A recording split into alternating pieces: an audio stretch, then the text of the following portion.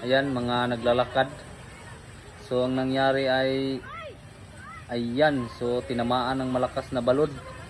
Ibig sabihin yung Ford Raptor ay goods na goods talaga, pang swimming.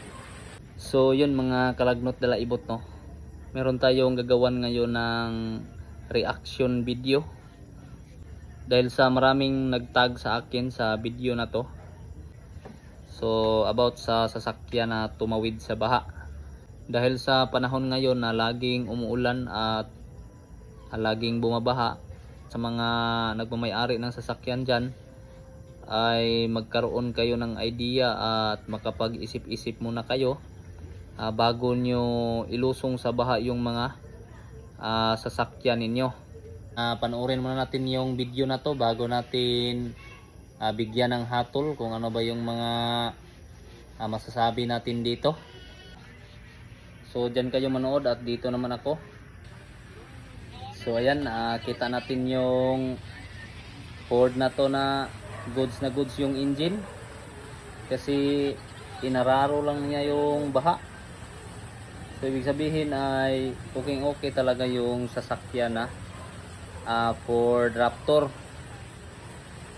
So yan, dito ay meron tayong nakita na ayan, mga naglalakad. So ang nangyari ay ayan, so tinamaan ng malakas na balod. Ito talaga yung adventure na legit. Yan, so parang dagat yung paligid. Ibig sabihin yung Ford Raptor ay goods na goods talaga, pang swimming.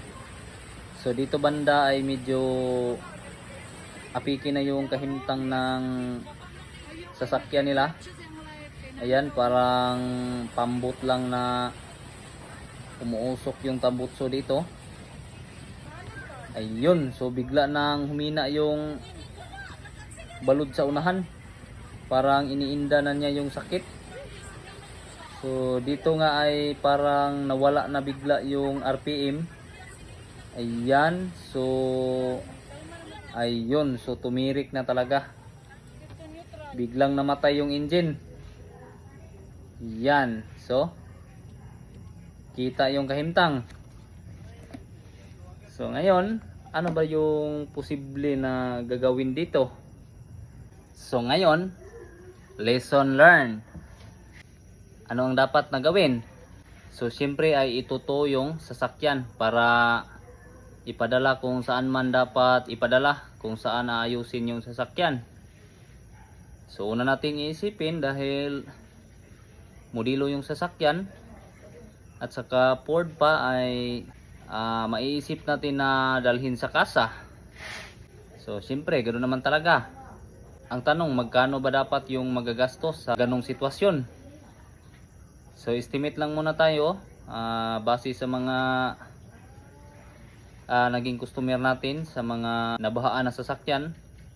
So yung mga nabahaan na sasakyan, yun yung mga sasakyan na hindi naman umaandar, binaha, pero hindi na damage yung engine sa mga ganong sasakyan. So magkano ba yung estimate nila? So milyon. Oo, milyon yan. Kasa milyon yan. Himala kung bibigyan ka lang ng estimate na 500,000, himala yan. So kadalasan dyan milyon, kasi yung gagawin dyan nila ay papalitan daw nila ng buong engine, saka yung mga electronic parts ay papalitan din. So paano mo ngayon ipapaayos yung sasakyan mo sa ganong klaseng estimate? Milyon-milyon yung pinag-uusapan. So bigyan kita ng idea, bigyan ko kayo ng ibang option. So dito na lang kayo magpapaayos sa labas-labas lang. Marami namang mga mekaniko dito. May sira niko dito at meron naman ditong tagapagsira din. So ano bang dapat gawin para maibalik sa kalsada yung sasakyan? So una, yung engine ay kailangang i-general overhaul, kasi nga ay napasukan yun ng tubig baha. At saka dahil sa umaandar pa yung engine at pinasukan ng tubig, so ang mangyayari doon sa loob ay madidisalign yun lahat. lalong lalo na yung connecting rod doon. So ang mangyayari ay papalitan yung mga connecting rod at saka lahat-lahat sa ilalim, yung mga lahat ng bearing, main bearing, Conrad bearing, side washer, saka mga piston ring. So marami pa sa ilalim. So siguro sa ilalim lang ng engine yung mga dapat palitan, mga siguro gagastos yung parts lang ng 100,000 plus. So parts pa lang yun, hindi pa kasama doon ang labor. So siyempre kapag idagdag mo pa yung labor sa ganong klaseng engine, overhaul, so nasa 20,000 to 30,000 to 40,000 yon. So depende kung saan mo ipapagawa. So labor lang yon, 20, 30 or 40. So hindi pa dyan natatapos, meron pang mga electronic parts. So dito na sasakit yung ulo mo, siyempre dahil sa nabasa yung sasakyan. So masisira yung mga electronic parts doon, lalong lalo na hindi maiiwasan yung PCM, yung ECU, dahil sa nakalagay lang yun sa harapan, nasa ilalim ng fuse box. So halos magkalibil lang yun doon sa engine. Siyempre dahil sa inararom yung tubig baha, kaya hindi talaga maiiwasan na mababasa yung PCM. So ngayon dahil sa umaandar pa yung engine mo, gumagana yung lahat ng mga electronic parts, so hindi maiiwasan na posible na masira din yung PCM. So ngayon ang mayayari, magpapalit ka na naman ng PCM. So magkano ba yung PCM? So, ang PCM ng Ford Ranger or Ford Raptor ay nasa 35,000 and pataas yan. So depende kung saan mo bibilhin. Kung sa kasa naman ay nako, times 5 yung presyo nila doon. So yung 35,000 siguro alam nyo na. Pero hindi pa doon nagtatapos. Kapag nagkabit ka ng mga electronic parts, lalo na yung mga module, yung mga PCM, so kailangan mo pang i-program yon. So ngayon, yun naman yung problema mo.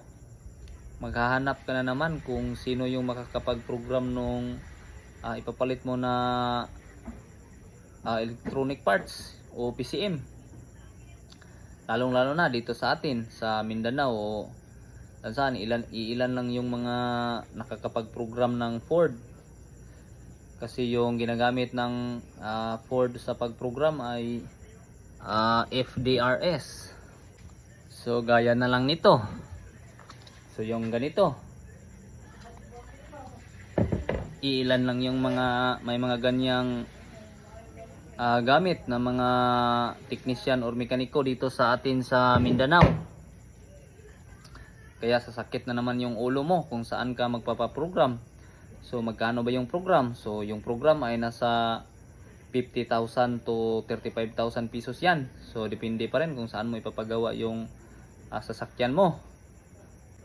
Tapos meron pa dyan sa mga gulong, meron pa yan sa starter. Siyempre nasa ilalim, daming mga parts yan. So nung tumatakbo pa yung sasakyan, hindi pa yun naka-alarm. Pero kapag na-stuck na yan, hindi na yan nagamit, ay doon na magsisilabasan yung mga nabasa na mga sensor yan, mga sensor dyan at yung mga parts. Meron pa mga tensioner, lahat ng mga bearing dyan na naabot ng tubig ay masisira din yan. So magkano ba posible yung magagastos? Siguro nasa mga 200,000 to 300,000 pesos yan magagastos mo. Dito lang yan sa labas.